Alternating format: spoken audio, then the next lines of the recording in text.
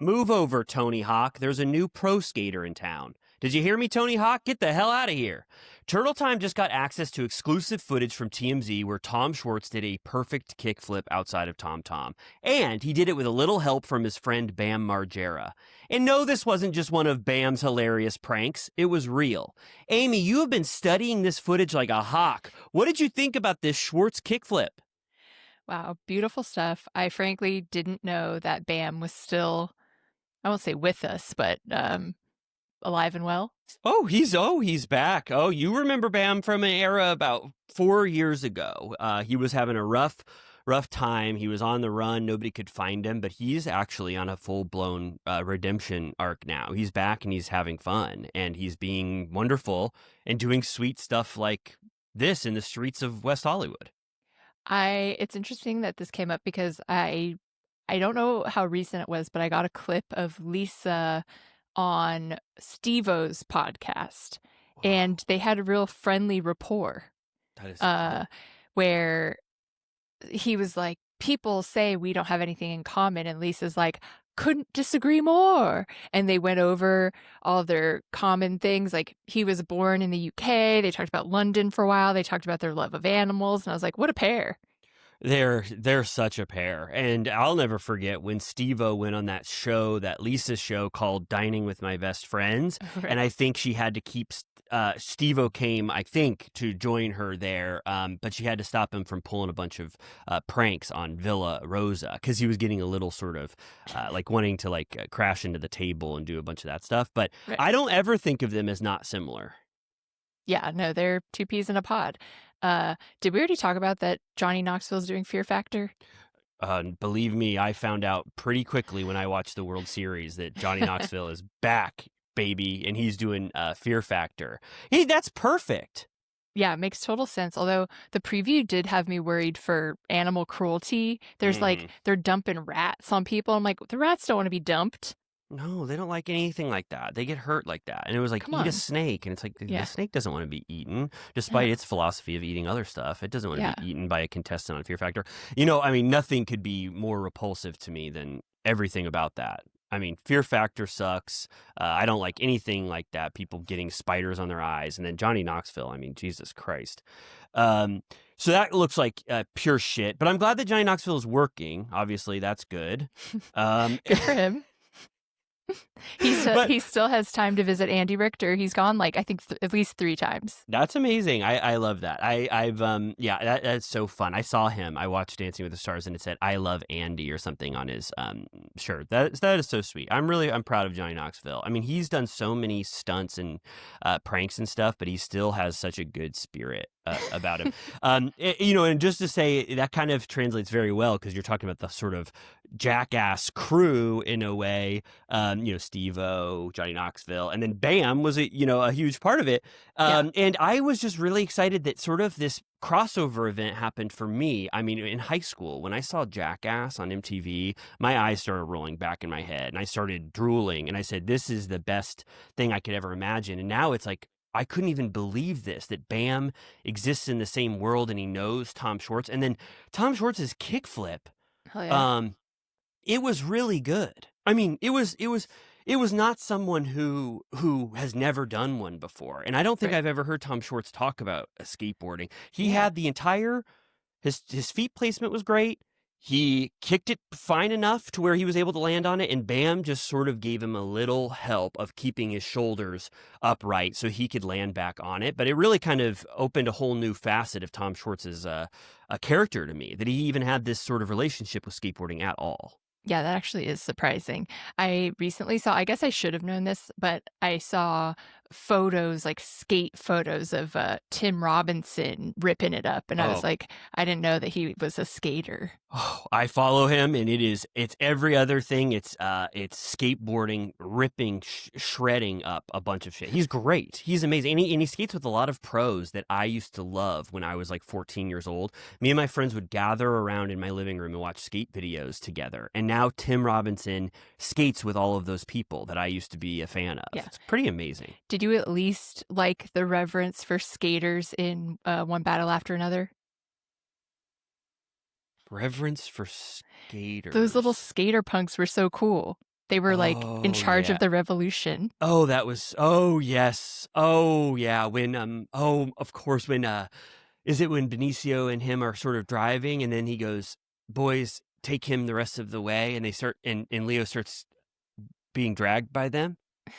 Yeah, well, they're driving and then the guy holds onto the side of the car and is skating, and then they meet up with them again in the like hallway and they're like, "Take my friend," and then they run on the rooftops and they're like little Spider-Men jumping on the rooftops and skating on the roof, but then Leo, spoiler, falls off the roof. Right. Oh my God. Yeah. I don't know what the hell I was thinking. I did love that stretch. I was one of the people that was sort of screaming at that point. I go, skateboarding in this film. I go, yeah.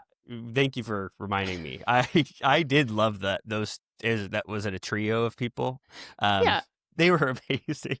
That's great. You know, I love any time. You're right. I love anytime anything like that is incorporated. So that's why I had to start with that news story. But I don't think there's anything else to say about that Bam and Schwartz shit, right? Yeah, I don't know what the hell. Schwartz, his life is really could go in any direction at this point.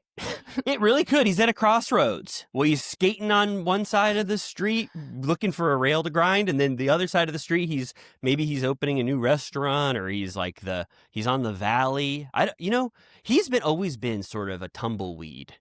Sort of like like in the Big Lebowski, sort of rolling through town, and Vanderpump Rules sort of kind of blew into his life like a tumbleweed, and he just let that thing roll. And it's sort of that carefree persona that has led him to where he's at now, and maybe that wind will just keep blowing. Let's hope so. Yeah, prayers for Schwartz. Good for him. Good for him, completely. I thought that was great, but let's not talk about it anymore. I got to talk about this, Amy. Please, will you let me? Yes. Real Housewives of Orange County. Right after we watched that TMZ video of Tom Schwartz skateboarding, we saw a video popped up from Bravo, sanctioned by Bravo, for the Real Housewives of Orange County trailer that we are about to see next week. Please tell me, we just watched it again. Tell me what your thoughts were when this thing popped up for you. It looks okay. We're gonna obviously talk about the finale in its entirety, so there's some stuff that's kind of a spoiler, like for what we're gonna talk about. But I also saw I think I saw it on TikTok, that Heather Dubrow's dress is from Amazon. I saw that too. Megan told me. She goes, look, Why? I think to show how Amazon, specifically Jeff Bezos and his sort of corporation, can kind of yield fashion and make a statement and a big splash just as well as some of these other designers that cost way more. Point not proven. I think it was. What do you think it was? Was it to show like, hey, look at me. I can present a dress that's attainable. Right. Reasonably attainable, and it can go toe-to-toe with Gretchen's dress? Yeah, I guess I interpreted it as her trying to be relatable, but then on the other hand, you're like, was it a sponsorship? But I don't think it said that it was. No. Unless I didn't look closely. So how did we find that out then? She goes, this dress is $30 from Amazon, and it looks great, but let me make sure it doesn't say, like, sanctioned ad or whatever. No, it says dress Amazon $59.99, and then she tags. Is it an Amazon Basic? It doesn't say, and yeah, it doesn't say anything about it being an ad, so I don't really get it. I think she'll have to explain to us and say, I just wanted to highlight Amazon as a company and sort of give them a little boost, or if it's what we said initially, like, look at what anyone in the world can do. I'm tired of being called so rich that I can't even eat a stroopwafel, so look at me now. I can even indulge in this kind of attire. But I remember when we were ranking the dresses, we ranked Heather's dead last. I mean, it's not great. I thought Gina actually does look very good, especially for Gina. I thought she did too, and I thought she looked great. And Andy says to Gretchen, he goes, "You look like Pink Elsa," which I know is a Frozen reference. Elsa is the she's one of the main characters of Frozen, so I liked that as well. And then Tamra goes, "I was thinking JonBenet Ramsey." Yeah, and that's like saying the reason that's mean is because it's like you look like a little pageant kid. Yeah, which is usually her aesthetic, frankly. Hmm. All right. Well, good for Tamra then on that one. Yeah, you said you already said we can't we don't want to step on a bunch of shit. There was some Katie and Jen, a lot of back and forth between them, which I think we both agreed it's like a little too late to dip back into Yeah. Katie and Jen stuff, and it's like Katie is sort of almost like that friend of that comes for a segment at this point and just brings up one point of Right. drama. But I just feel like the season, you made us forget about that stuff with 7 episodes that were not related to Katie. So it was kind of odd to go back. And what they were actually saying didn't sound that interesting. Katie was like, you messed up my contract. You what did she say? You blew my deals. And Jen goes, huh? And then it's like, that was it. Like, that was the only sort of point of contention between them, which didn't seem that great. Yeah, like really a flop on making me pretend to care about her being gone or back. I'm just like, all right, I don't know. Do we know? It didn't say 3-part, did it? I don't think so. I don't think that this one could be. I mean, I know they've stretched the limit of what can be 3 parts, but there's no way, right, that this can I ever hope be. not. Yeah, I hope not either. Well, okay. All right, so that OC reunion didn't inspire Amy and I. I mean, come on. Who knows? It might be good, but we're not that passionate about it. But I'll tell you one thing I'm passionate about on the news docket. Amy, you sent me this, and you must have heard me scream from Pasadena when you sent me this. It's a clip from Call Her Daddy with Alex Cooper starring Andy Cohen as a guest. And I tried to listen to this thing and I was like, oh my God, this is so awkward and uncomfortable. What the hell is going on here? So I couldn't listen to it at all, but you sent me a little clip.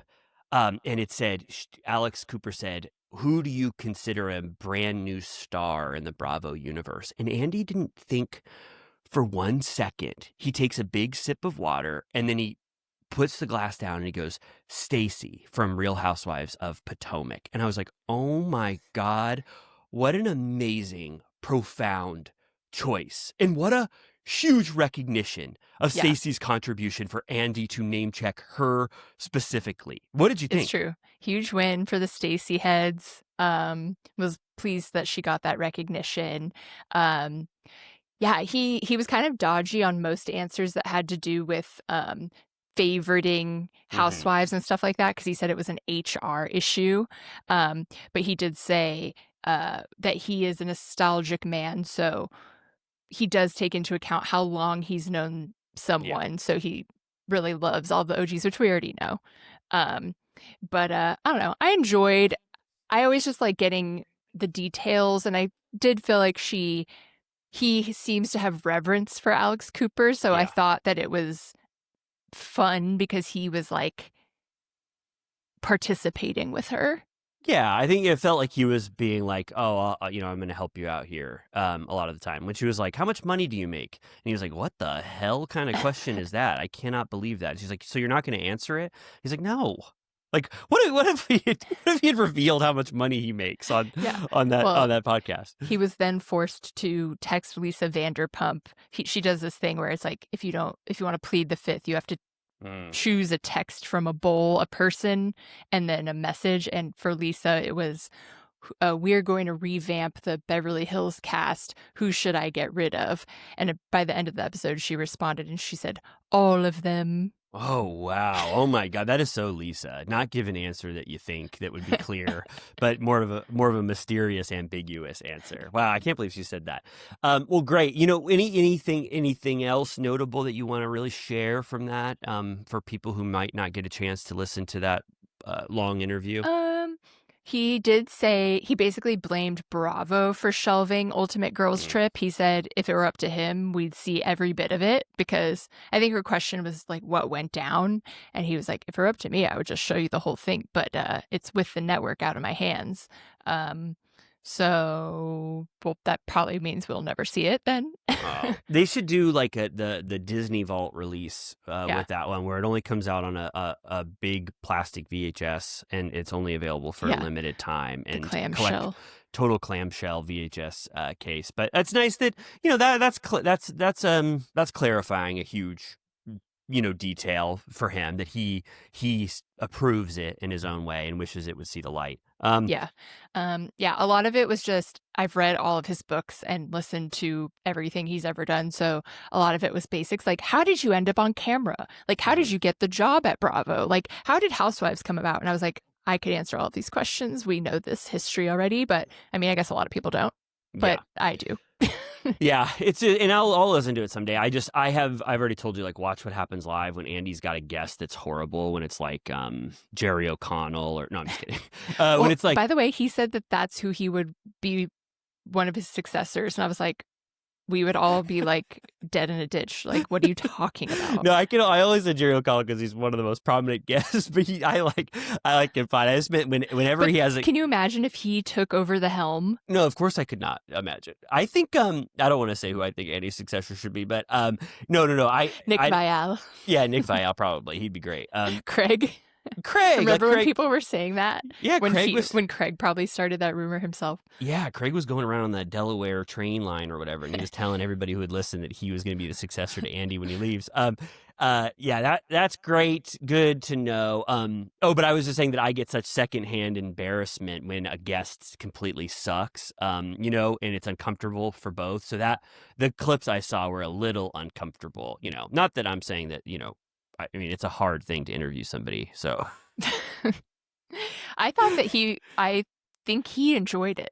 Oh, good. I'm glad. That's very sweet. I'm glad. And there was some fun stuff about New York, like living in New York in his 20s, and how he went out every night and still went to work in the morning, and how pre-apps you would just like fuck guys there used to be way more gay bars in New York and in every neighborhood. And I was like, oh, like he definitely lived the best New York life you could ever build. Like he had the most fun. He waited till he was like 50 to have kids. He maxed out his fun for as long as humanly possible. Like, I think I'm envious of what he's accomplished with his fun time. Me too. I'm envious of him for a lot of ways. So that's great. Well, good. I shouldn't judge it by like the couple clips I saw. I'll definitely give it my attention because I want to hear Andy answer some of these questions. I always think it's interesting, Andy sort of being interviewed. Even when Bitch Sesh was interviewing him at his book, the Daddy Diaries launch or whatever, I was like, Andy's just he knows the other end, so he always makes his interview sound bites fun because he's been in that chair and he knows what really works. So I'm going to give it more time for sure. Lastly, on this news docket, I can't believe it. We've been talking for 18 minutes. Can you believe it? Went by in a blink of an eye. It really did so quickly.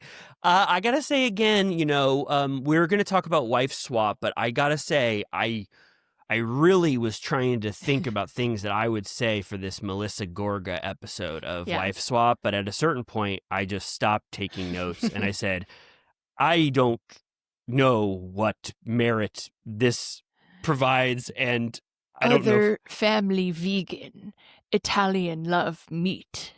Oh, no. That was a huge. I would say that was number one. That was the main point that I came across. And then second was Melissa is a little cleaner and she wanted to help organize on the other end. But really, I almost felt like Angie's had a more valuable teaching moment, which I didn't even like that one very much. This was kind of, I hyped this up for myself by being like, I can't wait to see the Gorgas. It's just, the most dynamic family in the world just can't come across very well for 42 minutes, no matter who it is that I want to see. And it's just it's not long enough. Like, you can't lose your mind not eating meat for 48 hours. Like, that's not a big deal. No, it's who not. cares? Yeah, it's really not. I wanted to see Joe Gorga go 7 days, 7 full days adhering to this schedule. And frankly, it made him look bad. I forgot that one of the tenets of old New Jersey was like the machismo of like a woman does this and a man does that. And she reveals that he's never once changed a diaper. And I was like, that's literally not funny. That's like fucked up and shitty. I don't even know how you get away with that. I mean, like, oh my God. I think Kanye did the same thing. And I'm like, well, then you're not a father. Like, go fuck yourself. Yeah, it is awful, and it's not something that anybody should ever brag about or want told about them. No. It's horrible. And, this family was, I think, more fun. Like, again, I loved their reaction to having Melissa in the house. I thought the dad was really sweet. The kids loved. There's always just something cute about seeing kids respond to a new person in their life and make those connections, but I didn't learn any fucking thing from this at all. I didn't even have that many funny, silly moments. I mean, I'm glad that Joe Gorga found that storm drain pipe. That was kind of cool when we went to the construction site. Yeah, it seems to just be, is it going to be every time that the housewife is really clean and that the other swapped wife is dirty that they have to learn how to clean? For these two, but I do think that Emily is going to break the mold, because when Emily next week goes to a pig pen house, which I guess it's a big house that's just located inside a pig pen. That's the only thing they show from this property. It looks like this wife goes to Emily's house and she starts making fun of Emily's shit. She goes, "Oh, it looks like Pottery Barn did a big barf in here." And so I was like, oh my God, someone go into a housewife house and saying this is pure shit. That might be kind of interesting to see how Every week we're like, this one's going to be the one. I can't wait. But then they didn't, I don't know what the hell they were thinking. They didn't even show a little pop of Shane's head in this new teaser for next week. I was like, you do not know your audience of one, who's me, who would want to see Shane in that environment with that new wife. Seriously. I did love, though, that this swap wife, they own a double Dutch gym, which I was like, that sounds so fun. That was really cool. And they do double Dutch majorly very well. And then when they try to put Joe Gorga on his back legs, being like, do you know how to double Dutch? He completely goes double Dutch crazy and does all the moves I've ever. Oh my God. He was backwards, forwards, hat over his head. And never forget those little Italian men, very athletic. Remember Juicy Joe could do the full splits? Of course. And Juicy Joe would have completely done that cartwheel / handstand if he hadn't been drunk off his ass from a bunch of wine when he broke his tooth. Oh my God. That was so crazy. Yeah.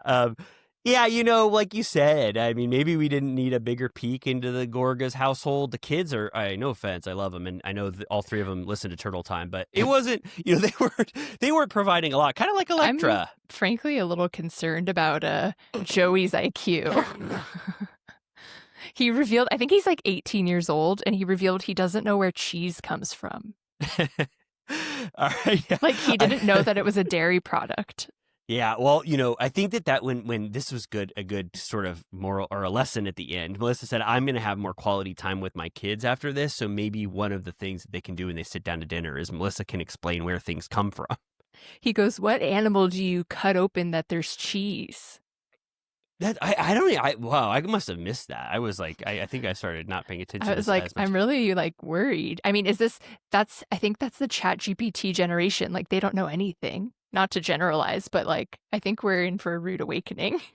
Yeah, there's some basics you want to get across before ChatGPT sort of enters a child's life, and it's like where some food comes from and stuff. But that wasn't that entertaining, even though Joe Gorga was. And then the other household was fine, and Melissa showed them how to put their shoes up in that shoe the sack. Kids were very cute yet again. They loved the glamorous housewife mommy and cried when she left. It's now become clear that they require a Bravo celebrity visit, and this time it was Phaedra, who it was literally for like 3 minutes, and she goes, they're vegan, honey, forget about the juice, what about the gravy?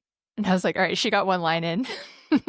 That was great. I was so glad we got that little pop in. At the end, though, I got to say, as a testament to what we're saying about the impact of this show and how it means absolutely nothing, I think on Michelle's end, they kept the dining room table, which is fine. It's like it's already bought, and they're going to start doing that. Great. They're going to put their shoe in those shoe holders. Melissa, it said that she said she still cleans like crazy. She still loves meat. She doesn't go to the construction site ever. And the one only other thing is that she's going to have quality time with the boys more often or something so they can learn things. But it didn't seem like that made any impact on her.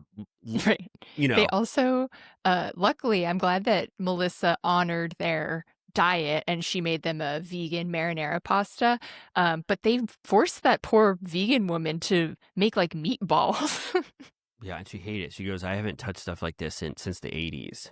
I was like, that's kind of fucked. I thought that Melissa was going to be like, you little kids are eating meatballs. Oh my God. Yeah, that would have been horrible. But no, she made him vegan sprinkle cookies. I didn't Yeah. know that. I forgot that Melissa had capitalized on her sprinkle cookie, Teresa feud and Right. had her own company. I did not know that. I've know. never had one of those. She brought it in when they did the little recap at the end. She goes, I don't have time to do all the shit you do. I got to make sprinkle cookies. I was like, all right. Yeah, great. So well, like we said, next week will be a lot better, and we'll offer some anecdotes from that. We're really selling it. It's a good, like I said, it's along the lines of Crappy Lake. I mean, I think Crappy Lake is better, but yeah, it's the folding laundry show. Yeah, yeah. Put it on and check out what's going on your phone for a little bit and see and pop up your head every once in a while. But speaking of, looking at the television and not being on your phone a lot, I would say that the first thing that we have to talk about, the only thing we have to talk about left on Turtle Time is the finale of Orange County, which you and I were sort of texting each other. Sometimes we do this, but we were texting back and forth, and I think that it was sparking a little bit of joy between us. We texted like 4 or 5 times saying, whoa, did you see that? Did you see that? And so that's a good sign for Orange County after the drudgery we've been dealing with for 4 or 5 episodes. I know. I was a little bit pleasantly surprised. I was laughing, maybe even got verklempt at least one time. It had some good high quality moments. Yeah. Yes, absolutely. I felt the same way. I won't spoil them, but there's a maze that I was sort of laughing just like you, a tender, beautiful, touching, poignant moment with Heather, and then we get sort of a barn burner. What's that mean? It's sort of a blockbuster new element thrown in there at the end, like a twist of the century, which I was not ready for on Orange County. So exciting, at least, at the very least. Yeah. So it's called A Source of Discontent. Is that supposed to be a play on like content, like the posts that Gretchen liked? Well, the winter of my discontent, I know, of course, is the Bard. And what is it called? The source of my discontent? A source of discontent. Oh, and like a source. Meaning a source, like, I'm going to spoil it now. One of these OC cast members might be leaking to a source and causing a lot of discontent among the cast. So I get that now. Yeah. So, okay, we're still in Amsterdam. There's a lot of, immediately we see Shannon putting on her tights, which is an ongoing theme on this episode, is her Spanx, her tights, her clothes, etc. And I think we can just, there's a little intro stuff, but I think we could just go straight to Heather, Shannon, and Gina are going to take shrooms and go to this maze. And then the other ladies are, where are they? They go to that swing thing. A big swing called the Amsterdam swing set off a roof. One of these events is 10 times better than the other one. Yes. The amaze, it's called amaze, but like how if you were amazed by something, and this is apparently right in Amsterdam, and this is one of the coolest. I mean, I've been in the maze at Overlook Hotel. I've been in the maze at Hollywood Haunted Hayride, but this maze to me really is different than a lot of ones I've seen. Do you concur with that? Yeah, it's it has like AI elements that I don't know at what point it takes your photo, but it sort of confuses you. Instead of being like a house of mirrors, it takes your face and does crazy shit with it, which I'm like, if you're on shrooms, that's like wild. Yeah. And we said like, okay, we're not that interested in like the casual drug use. It's just not funny. We're sort of numb to that, or it's just not that interesting. But I do give them credit for at least eating the stem of a mushroom and getting even 20% high on shrooms if they actually are. Like that is sort of a brave thing to do on camera, and just trust that you're not going to have a full blown meltdown and start screaming and crying, which is what I would do if I had a stem of mushrooms. Right. So it's cool of them. And I do like Heather kind of popping in one, you know? Yeah, she claims to love it. This part really made me laugh. I just think it's such a funny concept. So Heather and Gina are talking about like Tamra and Gretchen or whatever. And then they zoom over to Shannon and she's like, whoa. Mhm. And then she goes, wait, what are those drums? Is this the Real Housewives music? And you hear it in the background, like they play it for us. It's like, and they're like, what the fuck are you talking about? Heather in her confessional is like, I don't hear the creepy clown music, which I guess is what they call it.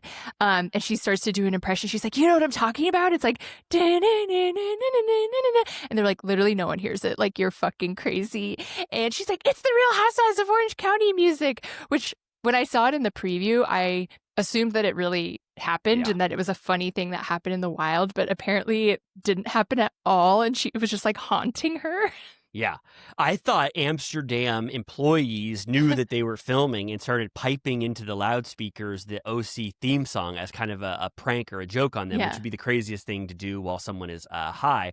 But it sounds like she just heard some random drums. And I think she probably thought, like, we're filming a TV show right now. Right. And then the sound sort of blended in her head to be the theme song. And I like that Heather goes, what is she talking about? Like, as if she was going to play it off, like, so that they didn't have a fourth wall break or whatever. She pretends that she doesn't even know what that even means. And then they both concur that, there's no, this is not a reality. It's completely in Shannon's head. But she still, I think, believes to this day that she heard it. It really made me laugh. I was like, that is the funniest thing I can imagine happening. And it also reminded me of one time, I don't know if I've told this story before, but when I went to FYF or Fuck Yeah Fest in 2012 or 13, I made the huge mistake, maybe for the last time, of ripping a J in the crowd and got way too high. And I don't even know what band it was, but it's whatever band plays the Portlandia theme song. That's sort of like, you can hear it in your head. The like, do-do-do-do. That's so bad. It's hard to do a human impression of ambient sounds of what it is, but I Washed out? I guess. Okay. Okay. All right. And I heard people near me going like, this is the Portlandia theme song. And then I started to be like, all right, I need to like go sit somewhere. I'm like weirded out. And then on my way from where I was standing to like a tree that I was going to sit under, I heard at least 3 more people leaning over to someone saying, it's the Portlandia theme song. And I was like, why does everyone keep saying that? That's sort of what Shannon was going through in a way, except you actually heard the theme song in real life, and then you're more bothered by people having to keep remarking on it. Well, I definitely know why everyone's saying the same thing. It's weird. We live in a simulation. Totally. I mean, it's just people who are like trying to impress their friend or just say some random fact by telling everyone around you. But wow, no, oh my God, I could never be high at an event like never that. Again. That is pretty wild. And I do think the theme song for OC is almost sort of pretty bad. Like, I agree with Heather that if I'm so used to it now, but it was the first one, and I do think it's a little dated and sounds weird. So Heather calling it creepy clown music kind of struck me. It kind of sounds like I'm trying to think it kind of reminds me, the Goosebumps theme song is like almost very similar, similar instruments and stuff. I do see that. I don't know. Maybe when it gets to they use some of the same instrumentation. I think it goes on a whole journey, and at one point the Goosebumps, it goes like din it. Yeah. Oh my God, it's like 3 minutes long.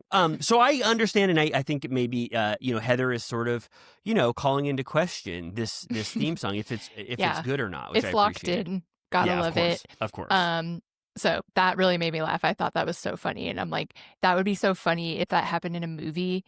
Like, if there was even if it wasn't a housewife, just a random person, if they just played that and it was like, if you know, like what that fucking music is, I think that would be very funny. I also love. Yeah, it was great.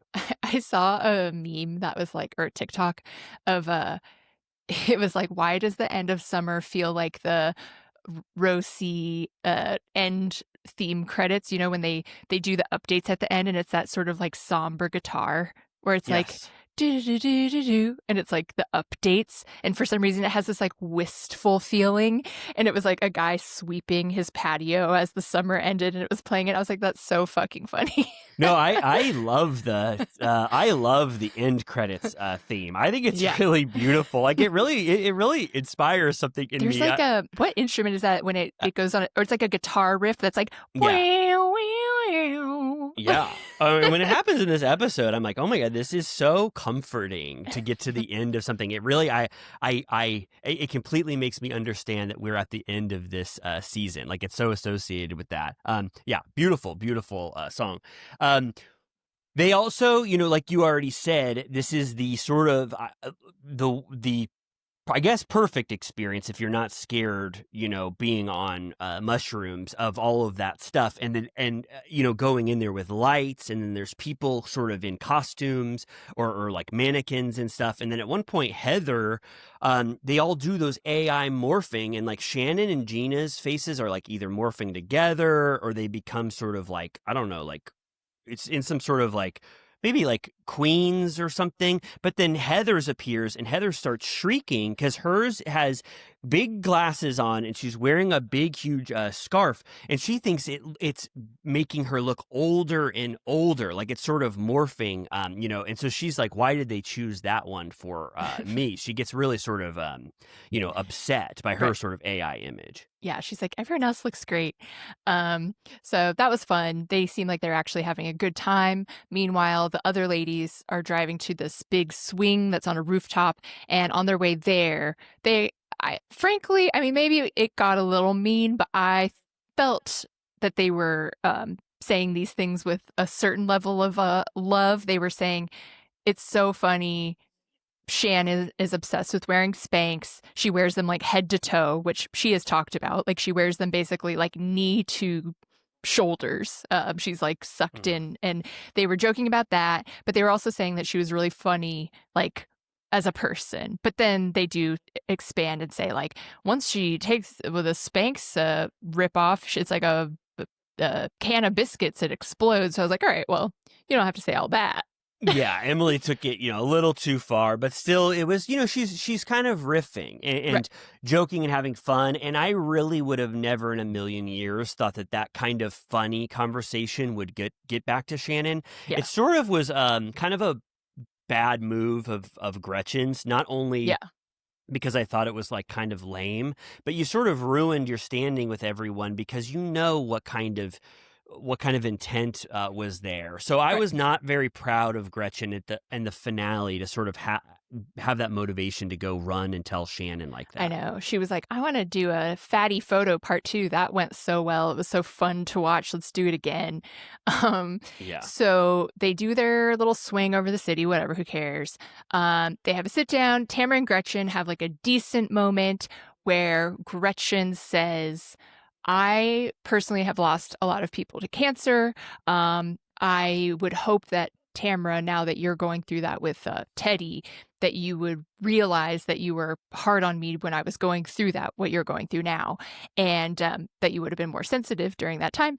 And Tamra seems like she actually does understand that. Like she's like, because her fiance was dying when they were at their peak feud. And she says that she gets it and that she's sorry. She jokes that she's going to have ChatGPT create a friendship contract. I would say that concept was originated by Cynthia Bailey to Nene Leakes on Atlanta Housewives. Yes. It did appear that ChatGPT used the information available online to make it specific to these two people.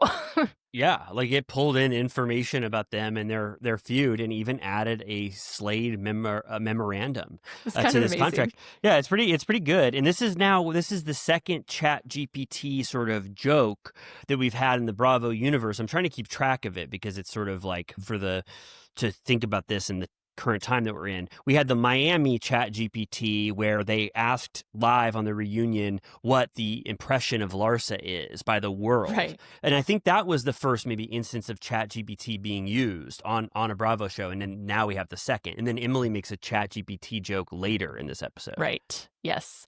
I'm sure if you actually read the friendship contract, it looked like total shit and like didn't make any sense. But as a riff, it was fun. Mm-hmm. Then when they get back to the hotel or whatever, Tamra and Gina do a walk and talk. And this is where they're like, regardless of what good standing I just made with Gretchen, actually, I think she's a terrible person. Mm-hmm. And I'm going to bring up the anti-LGBTQ plus posts that she likes. And Gina is saying, she's horrified by this. She understands. Gina says, I know that Tamra is being calculated in bringing this up, but regardless, the material that she's talking about bothers me. So even if it's just a pile on from Tamra's POV, it matters enough to me to bring it up.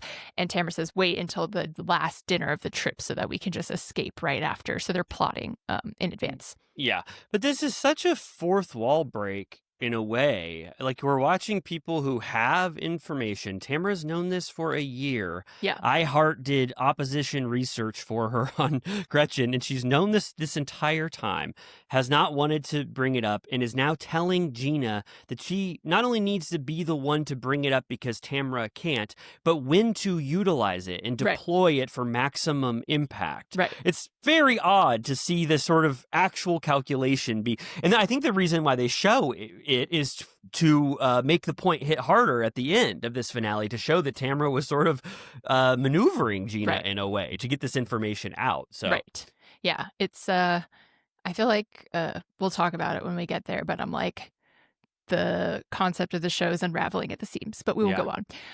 Okay, but this next moment is a true and classic, undeniable documentary moment.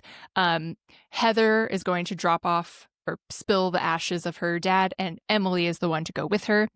They get dropped off at her parents' former home, and they're bonding over sort of their brutal childhoods. Obviously, Emily's was like really bad. Like, I think her dad was completely absent, like not around at all. And then her mom had a lot of problems. And so she was like neglected, and she's covered it on the show. But it's like, I think her life was worse than Heather's, but they're bonding over, they did their best, and how it affects their parenting and stuff. And it was kind of like an honest, nice conversation that they were having. Yes. And they were just loitering outside of her parents' old home. I believe that this was real. It felt real, that they didn't have a permit or they didn't reach out to the owner in advance, but they were just sort of filming outside. And a man comes out and they say hello. And Heather's like, oh, like my parents used to live in there. That's why we're standing here. And the guy goes, do you want to make films inside? It was great. And then Emily goes, do we want to go inside? She looks at the crew like, she's like, can we? Like, do you guys want to do that? And he's like, come on in. Which I'm like, I would be like, my apartment looks like shit right now. Like, come back in an hour, but he was just like, come on. He seemed proud of it. Like, he wanted people to see it. And apparently, like, a lot of the wallpaper was the same. They showed some before and afters of what it looked like when they lived there. And she tries to FaceTime her mom. She didn't answer, which I'd be so pissed. Oh my God, yeah. Oh, I forgot. I didn't even notice that she didn't answer. God, that sucks. I know. I'd be like, God fucking damn it. But yeah, she said that it felt beschert, which is like the Yiddish for like meant to be or whatever. And she's very emotional about it. She's like, it felt like an omen that guy just like let them in, which for a TV moment, that's awesome. That happened. Yeah, it was really sweet. And so I agree with you. Like, this is probably, this whole scene and the next scene is like my favorite moment of this season of OC. Mm-hmm. And I really loved Emily and Heather sort of bonding like this, and they are like pretty bonded by the end of this episode over this kind of stuff that they talked about. And they've had a rough past, and I've always been critical of when Emily uses Heather as a punching bag. Yeah. But I think we got a real peek behind the curtain here that Emily loves Heather and Heather loves Emily. They say it to each other over and over again. And then this scene probably would bond them for life. What happens next, which is when she goes to the sort of canal, Heather, and she goes, I need to be alone just for a second. And Emily kind of scoots over from her. And Heather gives a very beautiful sort of tribute to her dad, as if she is alone. And I know she's on camera, but this felt very authentic to me. It was really sweet. It didn't seem pre-planned. She says, Dad, I've been holding on to a lot of things. I think you did the best you could, and you love me, and I hope you're at peace drinking Cabernet. And then she says, I love you, Dad. And she's crying at this point. And then she pours the ashes, and it's the most, I mean, I hate to say this, but I've seen so many ash pourings in my life in all media, but hers is absolutely beautiful. It goes in this like perfect stream down into the water, and the way that they framed it, I was like, oh my God, this is another image to put in the Bravo compendium of beautiful photos captured, just like that Lisa Barlow one that we talked about. It was like perfectly framed. I loved it. I know. I feel like 9 times out of 10, there's comedy with the ashes blowing back, like Sonia's dog funeral, or it happens like every time. Merce's in the purse. Yep. But this was, really nice. I thought it was like a good representation of what the show can be. It felt like when Carol and Dorinda went to London to get Carol's dead husband's ashes, and they bonded over having dead spouses. Like, it can be beautiful amongst the absolute garbage. Really. And it made me feel bad about sort of like talking about this cast and dismantling it and starting over. I was like, I almost felt like they were starting to get their stride on this episode. Like as if the Katie thing hadn't happened and they were able to just start over, and this would have been like the 4th episode. You and I'd be like, what a fucking great start to this season. Like they're starting to really delve deep into the relationships. The fact that we're ending now is such a bummer, because we had to wade through so much shit to get to these beautiful moments. Yeah. I did I want to tell you about the first season, or like the pilot season of OC. Andy said that, it was just kind of a test and they didn't know what it would be. And at one point, Andy vouched for scrapping it because they could not figure it out. They didn't have the right footage. They were just like spending too much time on it. And they went to a meeting where they were like, if we just scrap it, we'll lose $400,000. We have to decide if that's worth it or not. And he was like, I think we should just like dump this shit. And then whoever the executive was at the time was like, let's stick with it and try and make it work. And he was like, okay. But he literally almost was like, fuck the Housewives, I don't want to do this.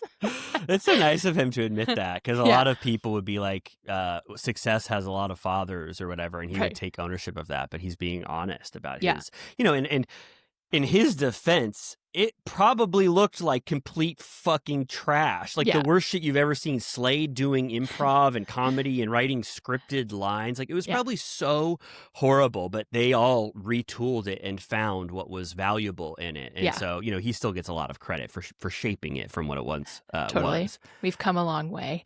Okay, so now the whole group goes to dinner. Heather tells everyone about the Ashes experience, and they're all like, oh, that's so nice. And then Shannon's like, and by the way, I heard that you were all fat shaming me on the bus. Gretchen told me. And there's a clip of her being like, they said you're like a can of biscuits. Like they said you're like gross and no one would fuck you, basically. And they're all like, what the hell? And they basically immediately win because Emily is like, Gretchen, stay the fuck out of this. I'm going to talk directly to Shannon. And she goes, I had no malicious intent. Actually, we were talking about how hilarious we think you are, and we were talking about you in total reverence, and maybe I cross the line. If I hurt your feelings, I'm sorry, but like, we are obsessed with you. That's what we were saying. And Gretchen's like, that's not what you said. And she's like, shut the fuck up, Gretchen. And then Shannon is immediately like, I actually care more about being friends with these other ladies. So thank you for apologizing. This is done. It was done. It was done pretty quickly. Kind of like we already said, just a sort of a bad move overall by Gretchen. Get Emily pissed off at you again like that. Emily goes, shut up. Like she was so fucking pissed at Gretchen. And so it's over quickly. Shannon gets up. And she's got, she always has some sort of comedy element to her whenever she does anything. And she's got a big tag hanging out of her skirt. When she gets on the bus to go to dinner, she's wearing slippers. When she gets up from her seat after they all make fun of her Spanx, she has a tag attached to her skirt. It's like always a damn mess of some kind, which continues on when they rent bikes, and she's doing the Charlie Chaplin of the century. She's wobbling. We're going to talk about for any of our movie level VIPs, we will be reviewing Something's Gotta Give, I think that's coming to you real soon. And I won't spoil anything, but I was realizing that Shannon really does have a Diane Keaton-esque, like all over the place, sort of like what's that called? Like frenetic Yeah. thing where like someone touches her and she screams and like she's always like falling over and like Yeah. Yeah, I'll share a tidbit. I don't want to spoil too much, but I'll share a tidbit that's not that big of a deal. But Nancy Myers, as I was doing research, I'll save this, but it's not that big of a deal. But Nancy Myers said that Diane Keaton would spin around in circles right before she would start filming so that she would have this sort of off-kilter energy when she got on camera, like that she was always sort of teetering around like that, which I thought was really interesting and very similar to Shannon. Literally. Shannon gets on this bike and she's like, whoa! Whoa! I'm like, you're on like a bike path, like you're going 2 miles per hour. What is the problem? Like, this would be so bad. I was like, production must be like so worried. Like you would really hurt yourself flopping off your bike like this on Amsterdam. But she gets it together. She rides into the grass, right, and is able to save. She's literally like her steering is like going herky jerky, like from like 3 o'clock to 9 o'clock, and you're like, can you like literally chill? Like, why are you like this? Yeah, it made me really. I was like, it made me want to watch a Shannon sort of like Shannon's Follies or whatever, like to see her do a lot of that kind of stuff. But I'm wondering if Tres Amigas, they utilize that aspect of Shannon. Like Tamra and Vicky did their own thing, but I'm sure Shannon was doing a lot of physical comedy up there that we just never got to see. Right. They would have had to employ elements of that for sure for her. This stuff wasn't that interesting. They try to give Jen a final kind of not a send-off, but like wrap her story in a bow, and it's that Jen used their advice or listened to their advice about not featuring Ryan so much on her Instagram, and she posted a workout video on her own. Right. And they all said, oh my God, that ties in so perfectly to your storyline. What a great thing. Right. No more talking about that. Yeah. They said she should do naked yoga OnlyFans. And I'm like, honestly, yeah. Like you would make so much money. Yeah, and just in one small moment on the other end, the Stroop waffle scene, there's not a lot that goes on, but Emily and Heather continue their bonding, and I think Emily's talking about her kids because Luke is really going through it while he's at home, and Shane is like pulling his hair out going, oh my God, this is a nightmare. And Heather gives Emily this like beautiful advice, like, this day does not determine the next day, and just take these moments, like for what they are, but there's always a better moment coming up, much better than that.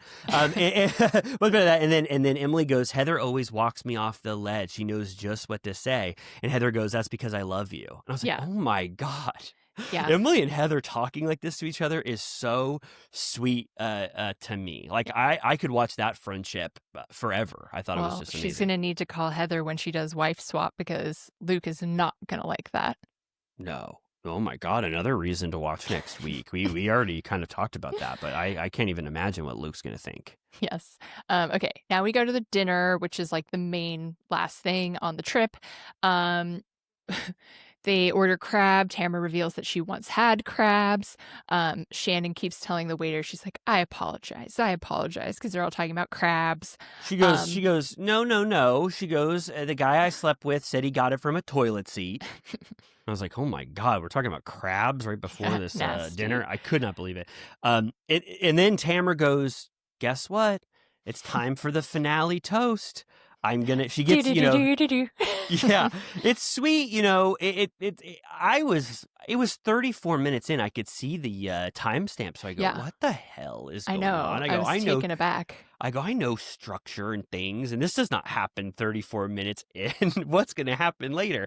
And they go through them so quickly. They blip through these things. They were writing them like last night and letting this thing get posted. But it's like Tamra says, what?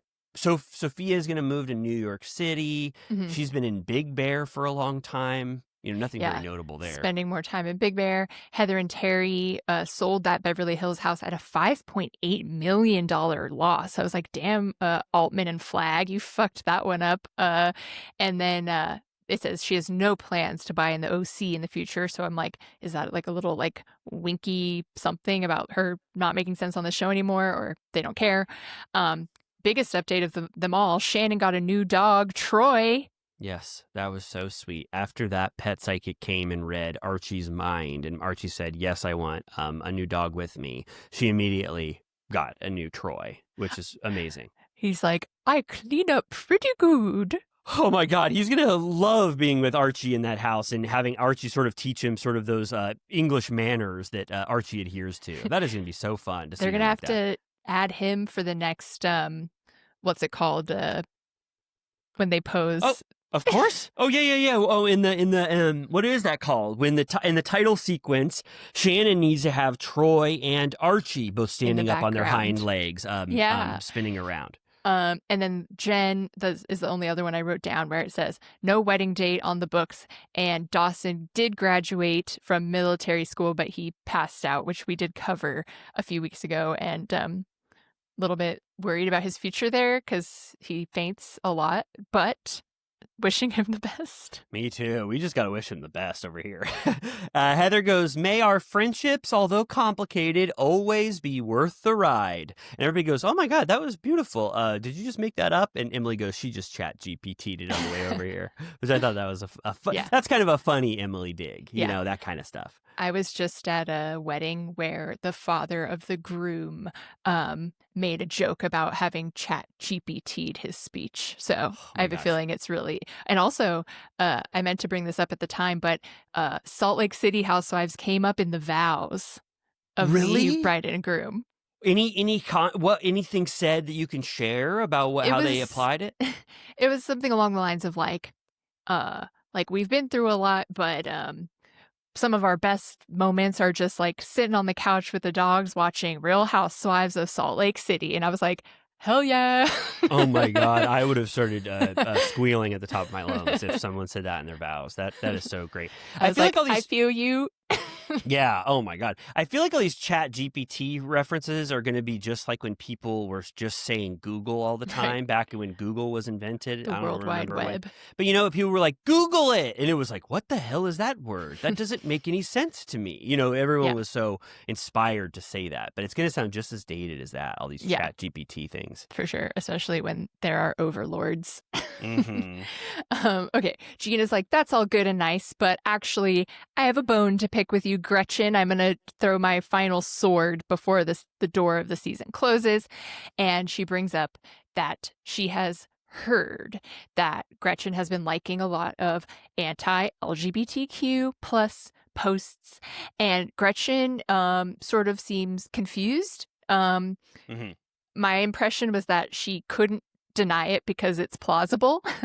And she goes, if I did, I didn't know that it was about that. You know, I'm always just scrolling through. I have no issue with that community. And she's like, how did you even find these? And Tamra says, iHeart sent them to me. And she brings them up on her phone.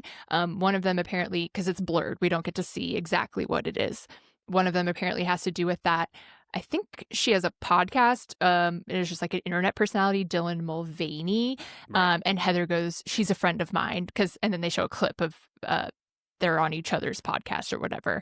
And she's a trans girl. And so I don't know what the hell the post said. I almost don't want to know. Right. And Heather is immediately furious. She goes, I just threw an event for the Trevor Project. She gives off, she's ready with a LGBTQ youth suicide statistic, saying how hate rhetoric is a huge problem, harmful to our children. They're all immediately yelling at Gretchen saying, how are you not horrified right now? And she's just sort of like overwhelmed. Like she's like, fuck. Yeah. It's a I feel like it's a combination. It's definitely what you said. Like, I don't know how to deal with being presented with evidence that is accusing me of this and how I'm supposed to maneuver. And I also chalk up a little bit of you being like sort of a deer in headlights and being like, holy fucking shit. An avalanche takedown is nigh. dropped on me. It was so crazy. I mean, Gina launching into that after their finale toast was so crazy. Gretchen goes, look at those sharks. Those are kind of interesting up on the thing. And she had no fucking idea that this was coming for her. I'm out of the woods. All I have to do is go to sleep tonight and I'm done. That's what it felt like. It was like, she was like, well, I'm going to take my napkin bib off and go to bed and we'll see you all back in Orange County. But the every single person is sort of judging Gretchen's reaction. They're all like, why the fuck are you not horrified right now? If Tamra accused me of liking some anti-gay shit, I'd be ripping her fucking throat out right now. They're all very perplexed by not the full-throated defense that you would think, which leads you to believe, does she know that she follows these accounts? Did she ever like them? What, at this point, I was like, Gretchen is fucking metaphorically dead and canceled. Toast, you're out. This is it. Game over. You got to the end. Heather, you've never heard Heather this fucking pissed. Yeah. Everyone is like, I can no longer eat. We've moved past eating they now. Don't eat the crab. I was like, damn, that's like $1,000 dinner right there. Shannon is crying. Jen is like, is it biblical? Just say, is it biblical? Admit it's biblical. And Heather's goes, like, biblical. She goes, don't blame this on it being biblical. It's like, it Tamra's like, Jesus loves gay people too. Like everyone's foaming at the mouth. Tamra goes, she goes, if this is what you believe, stand up for it. And it's like, who the fuck would ever stand up at a table in Amsterdam and support this shit live on camera? I want to say, in addition to the sort of fervor that there was, I was watching Tamra like a fucking hawk because Tamra has Tamra is gleeful, positively gleeful in every way as she is going through this. Yeah. She's hiding her smile. She's looking down so you can't see her smiling. She is so fucking happy that this is happening now, which I'm Cheshire grin. Absolutely in every single way. And she is not doing anything. She is just giving more and more rope for Gretchen to hang herself here. It is like, she says at the end, she goes, checkmate, bitch. Like, she's just like, I just fucking murdered someone right here, live on camera. Yeah. Gretchen is just like, I never liked that stuff.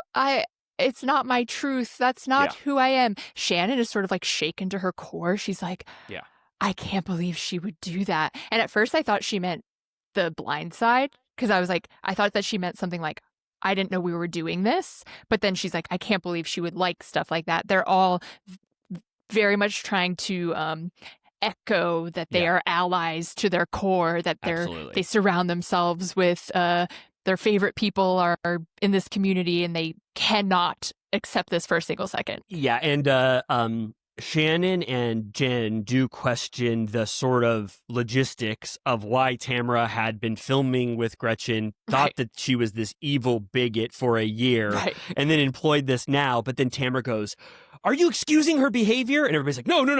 So Tamra really gets out of having any questioning of her intent. She has a gun. Here. She's like, Oh, so you like what she did? That's basically what she's saying. It's like Tamra is so manipulative in this scene. It's really insane to watch Shannon be the master orchestrator, frankly. Totally, and she's the cat with the canary in her mouth. And you watch how she actually has it, and she wants it dead.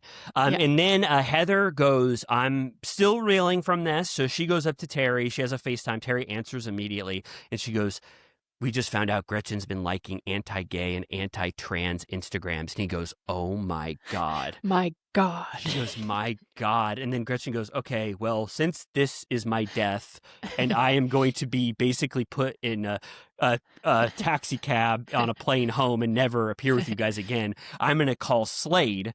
And she calls Slade, and Slade's conversation is sort of, it really is a major peek behind the curtain in sort of strategy and how you operate. And the fourth wall has really come down in the scene because Gretchen goes and calls Slade. And Slade goes, what are you talking about? He goes, he is, I would say he's authentically bewildered by when he hears the evidence that Gretchen has been liking anti-trans, stuff. He goes, huh? He's like, what? How did that come about? You're not like that at all. And then he gets his sort of fiery... He had something ready. Yeah, he gets his fiery, horrible persona. He goes, I'll say it. He goes, you tell that lying bitch that she said that I looked gay in my sandals, right? Yeah, they have to bleep what she actually said. Because, don't get mad at me. They bleep it, but she says that... Slade looks like a HOMO in his thong sandals, which they literally bleep it. And I was like, holy shit. Like, I doubt they bleeped it at the time. Oh, no, absolutely not. No, Believe me, I was searching. I was like, what the hell did Tamra say? I was like, oh my God, this is going to be so horrible. It's like, this is done now. If that just gets revealed on camera again. She's like, God fucking damn it. They totally. pulled the clip. Oh, absolutely. Yeah. And then, after, so like, they all say, how the hell could you have called Slade? Because Gretchen comes back and Tamra goes, like, everyone always calls their husband. Totally. Tamra goes, oh, look at her. She's seeking counsel from Slade. Oh, Slade is the master manipulator behind her. He probably told her just what to say. Like, Tamra is so fucking good at making this scene seem as devious as fucking possible for Gretchen. And then Gretchen says, Gretchen is checked out, lights out, brain is gone, just flew away. And she goes, Slade says, I do not have to defend myself. And they go, well, that's where he's wrong. You do right now. Tell us everything. What's the proof here? What's the truth? But I understand completely why Gretchen just thinks her life ended, her life ended on this show. And she called Slade, her husband, to talk about it. Yeah. She also, I think it was in her confessional, she goes, she thinks that this will absolve her. She goes, I had a drag queen Tupperware party at my home. And it shows a clip from 2009 where she says, I'm never judgmental or had anything negative to say about how somebody lives their life. And I was like, vague language, probably need more from you on that. True. But she thought that would be a win, it's like when people are like, my cousin's gay, and you're like, and right, it's you don't, that we've sort of discredited that kind of argument, retort as justification for anything. But whatever, she was that's what she had. I mean, that's what she wanted to go with. And then there is this is like. I mean, it gets to sort of like you're watching sort of, I don't want to say it's their reaction is so strong. And I put myself in Gretchen's shoes as someone as the recipient of this.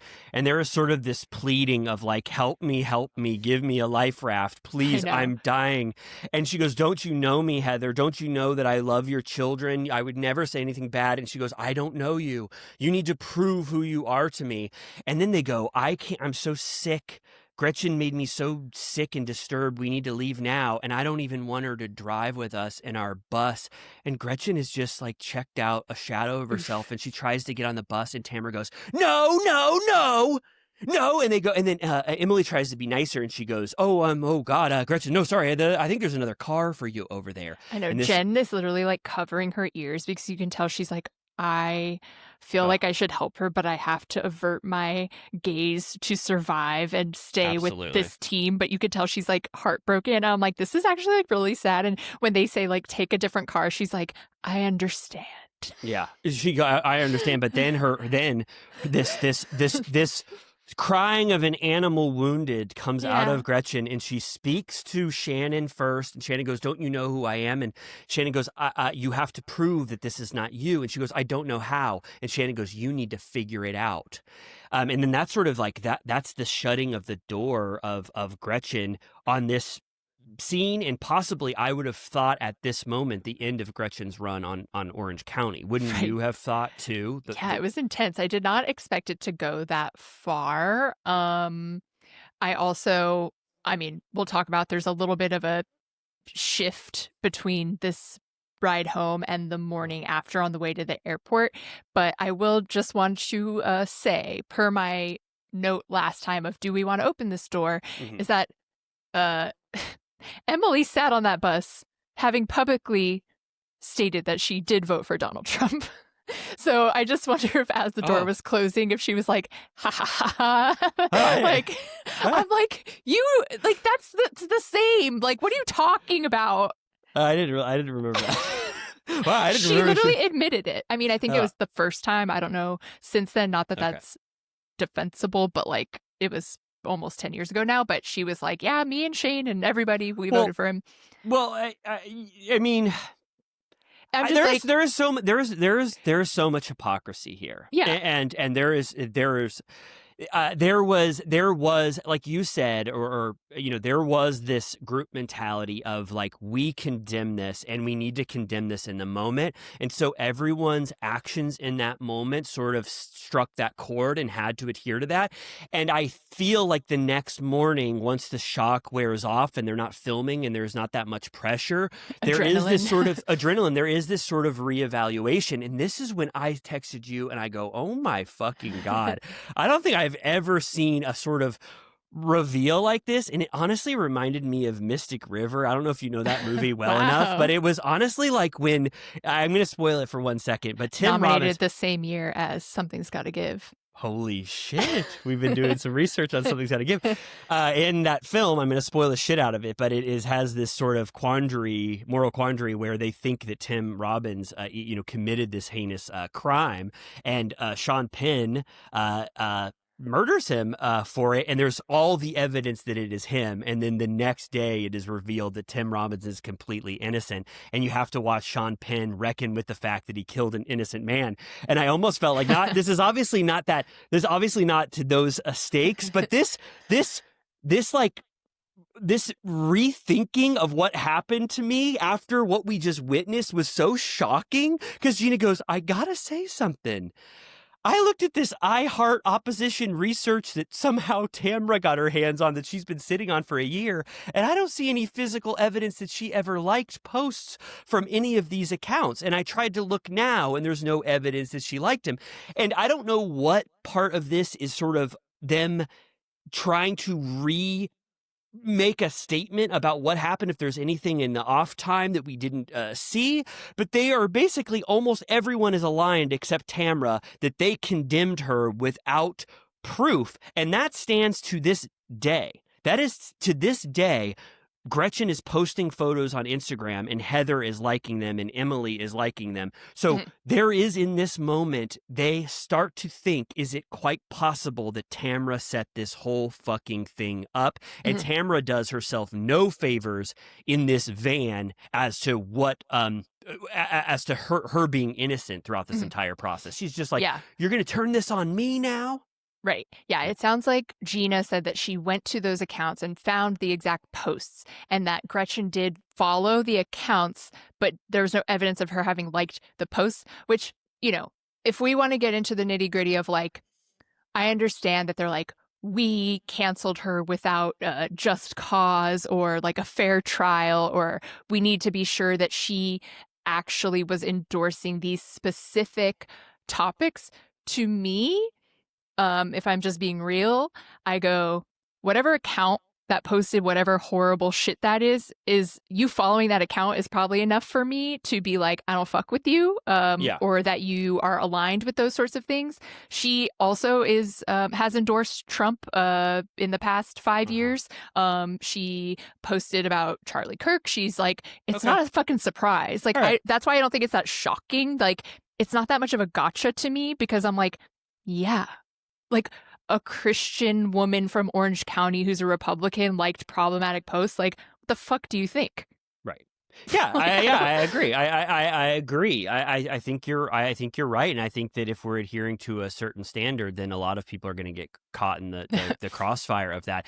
But I was almost taking my cues from Heather, who was the most sort of outraged by this, and she seems to think that there is some absence or there is some reasonable doubt here, because she didn't even say, if she follows those accounts, then I find her a despicable, abhorrent person. It's really calling into question Tamra as this manipulator behind the scenes.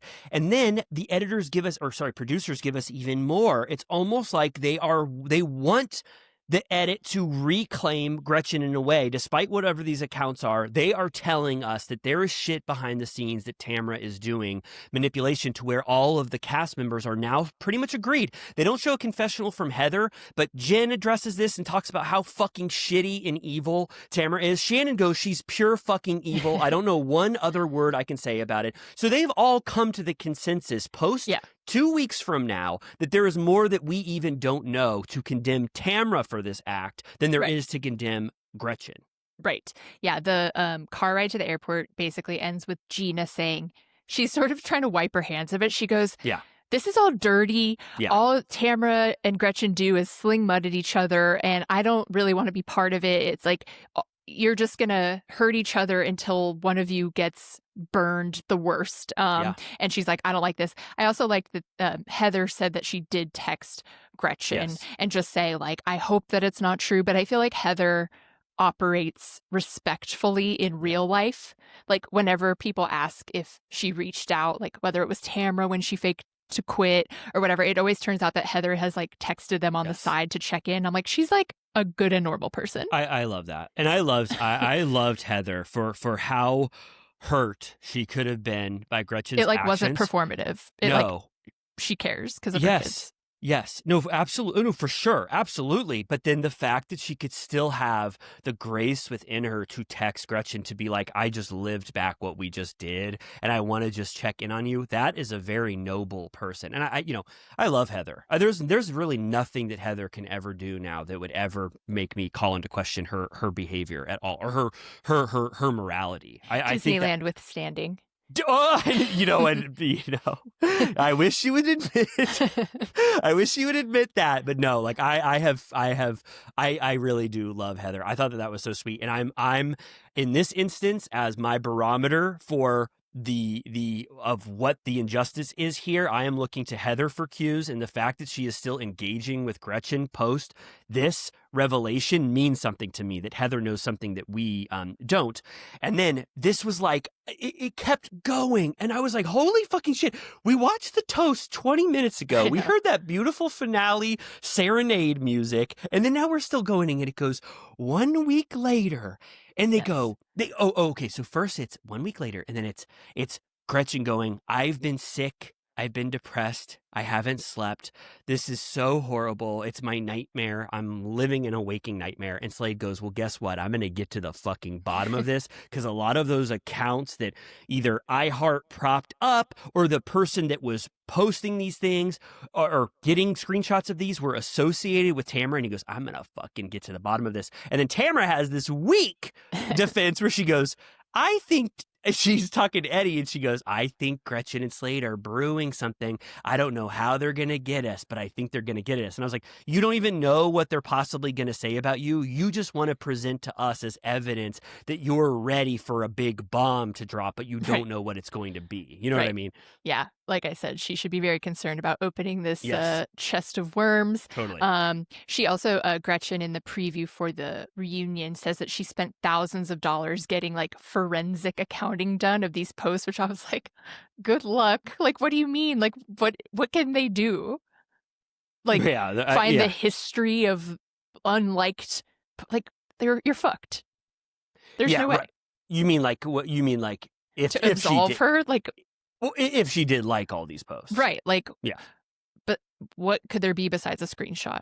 Right. Yeah. I don't know. Yeah. I mean, she's just at this point, she is still so reeling from this accusation that she spent the 3 months or something getting her exonerating evidence, whatever she could try to prove.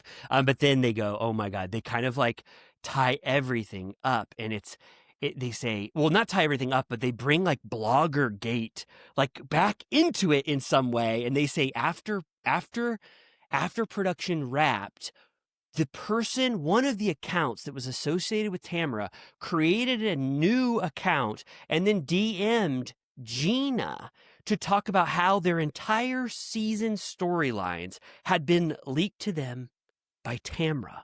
Right.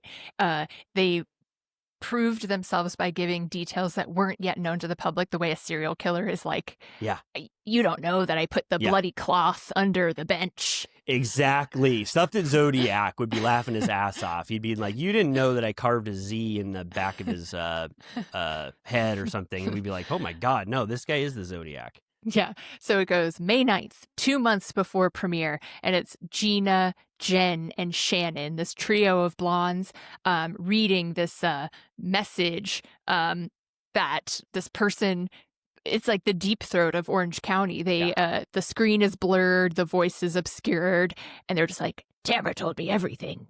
Yeah. Yeah, it's a full deep throat moment, and I think they even tried to emulate exactly the deep throat guy in All the President's Men, that sort of voice. But yeah, he knows everything. When Katie's last day of filming was, that Katie's last scene was with Tamra, that Tamra had the altercation with Slade and Gretchen. It's really pointing fingers at Tamra specifically. I mean, they have all of the evidence in the world that Tamra is just going around, and I'm wondering, like, I still haven't really processed what this means. That, like, almost like they were there. We had Katie as our villain that we hated for doing this, but then we find that the ultimate reveal is that Tamra has taken this to a level that we've never even thought possible. Like, she's either going to iHeart meetings and she's teeing up a bunch of fucking shit that she wants to talk about with storylines so that she gets more money from her iHeart contract and doing salacious info up there than she gets from her salary on the show. But she's basically double dipping in a way to maximize impact by feeding a bunch of fucking shit to bloggers and fan pages. Right. I don't really understand the motivation, except I guess it would be to get ahead of the season, to smear her fellow cast ahead of the season. Yeah. Yeah, I don't know either. I don't know what the hell. I mean, Tamra, getting into the mind of Tamra, I'm like, talk about that fucking maze in Amsterdam. I'm like, I don't want to fucking go in there for a second. I have no clue, but I went from thinking Gretchen is going to be fired and out on her ass to Tamra is going to be fired. What do they do with the cast member that leaks every provocative detail of the season beforehand, and they know it? Like, that has to be a fireable defense. Right. They're like, when they list out every single thing that happened, they go, that's our whole show. And you can see the three of them looking up at the producers, shocked. Like, I mean, the producers are essentially throwing Tamra under the bus by sharing this on camera to the women. Like, they're exposing something. Like, production is exposing something, basically. Yes. Yeah, totally. Yeah.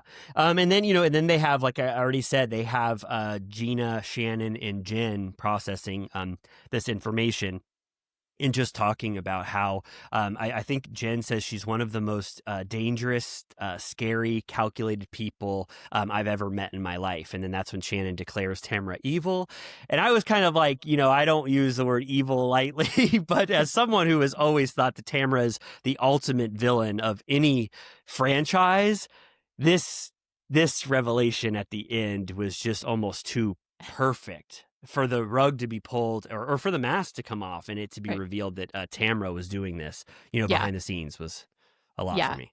Gina is like, I'm not her henchman. And it feels very, I know we were talking about Lucy, Juicy, Apple, Goosey recently. And it feels like Gina feels like Teddy per Lisa Vanderpump's Tamra, because she sort of queued her up, or Lisa Rinna Munchausen style. Like, she was the messenger for something that, upon reflection, she was like, maybe I didn't feel that I had enough information to be the bearer of this news. The wildest moment in Beverly Hills history is when Rinna goes out on the limb with Vanderpump right there, and Lisa's the one who makes the accusation, even though they've all talked about it, and then they fucking leave her so high and dry. They're like, I don't know, that's pretty harsh. It's really it is such an underrated asset for cast members to know what should be broached and what should not be broached, and when to provide that information and when to withhold it. And it's something that Gina, I think, is learning a huge lesson right now. If Tamra gives you a steaming pile of shit, do not deliver it on camera, because there could be possible ulterior motivations when she does something like that. Right. So I'm very curious how Andy will handle this, like how quickly. It feels like it needs to be broached immediately, but I bet they'll save it. Yeah, possibly. They're gonna have some Katie and Jen and be that, we'll see like what the first half of the season was about, and then we'll be dedicated to this. But I mean, I'm excited for the reunion now, and I think that they had to sort of cut a lot of stuff out to not preempt the reveal of, because people are going to be, watching it now. And so they didn't want that to sort of undercut some of these moments of this twist here. So I think the reunion could possibly be great. Right. Yeah, I'm curious if they'll actually get to the bottom of anything, or if it'll just be confusing. Yeah, possibly. And it is still a little confusing. Like, I'm as confused as you are about who these accounts are and how the account switched and created a new account. Right. And if the accounts they're talking about are these sort of anti-trans, anti-gay accounts, or if they're troll accounts that are morphing and it's spreading information. Like, it's still unclear as of when we're recording this episode what they truly meant. So I hope we get clarity there.